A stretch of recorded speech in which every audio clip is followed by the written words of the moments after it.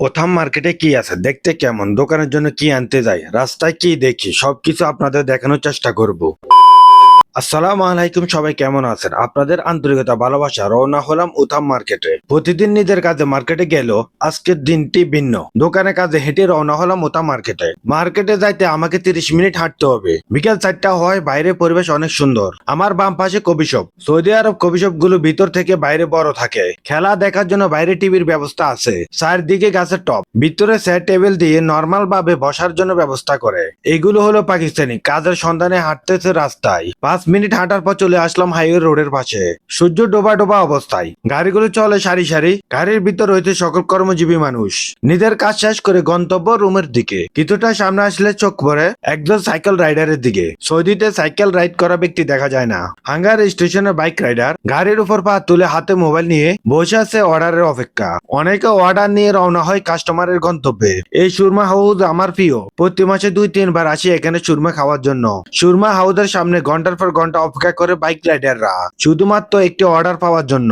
একজন বাইক রাইডারের সাথে কথা বলে বুঝতে পারলাম প্রতিদিন দিনে 15টা অর্ডার ডেলিভারি দিতে হয়। বর্তমানে বাইক রাইডার এত পরিমাণ বেশি, অর্ডার পাওয়া অনেক কষ্ট হয়ে যায়। তার কথা সামনের অবস্থা দেখে কিছুটা মিল খুঁজে পেলাম। পরিস্থিতি এমন হলো, তবুও বাংলাদেশ থেকে শত শত মানুষ আসে বাইক রাইডারে কাজ করার জন্য। সময় যত দেয় তত সন্ধান আমি আসে। 40 মিনিট হাঁটার পর চলে আসলাম ওটা মার্কেটের সামনে।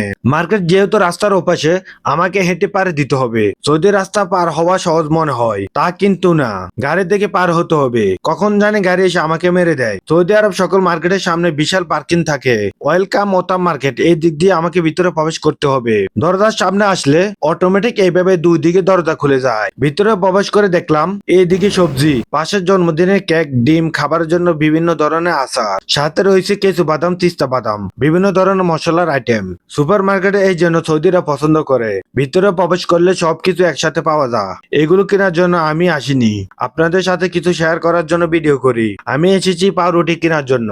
আমার প্রয়োজন মতো 13 পিস পাউরুটি নিয়ে চলে আসলাম কেশিয়ারের সামনে। কেশিয়ার এত পাউরুটি দেখে অবাক। সে জিজ্ঞেস করলো সবগুলো কি আমার? এগুলো দিয়ে কি করবো?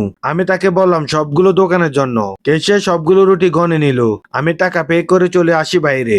আমার যেহেতু গাড়ি নেই, তাই ট্যাক্সি ছাড়া উপায় নাই। এখানে আমাকে ট্যাক্সির জন্য অপেক্ষা করতে হবে। 15 মিনিট অপেক্ষা করার পর পাকিস্তানি ট্যাক্সি পাই। ট্যাক্সি ভাড়ার কথা জিজ্ঞেস করলে 20 রিয়াল বলে। আমি রীতিমতো তার সাথে ছোট করে ঝগড়া করি। আমি সবসময় 10 রিয়াল দিয়ে যাই, তুই কেন 20 রিয়াল বললি? পরে ট্যাক্সি ড্রাইভার 10 রিয়ালে রাজি হয়। 10 রিয়ালের কথা বলে উঠে পড়ি ট্যাক্সিতে। আপনি যদি ট্যাক্সি ড্রাইভারের সাথে কথা না বলে ট্যাক্সিতে ওঠেন, তাহলে আপনাকে 2 গুণ ভাড়া দিতে হবে। ভাড়া মোলামুলি করে উঠলো, আসার পর 5 রিয়াল দাবি করে বসে। বিশেষ করে পাকিস্তান ড্রাইভাররা এমন করে। রাস্তা না চিনা আমি হাত দিয়ে রাস্তা দেখা দিই। ভিডিওটি ভালো লাগলে চ্যানেলটি সাবস্ক্রাইব করে বেল বাটন ক্লিক করে রাখুন। আজকের মতো বিদায় নিলাম। সবাই ভালো থাকুন, সুস্থ থাকুন, আল্লাহ হাফেজ।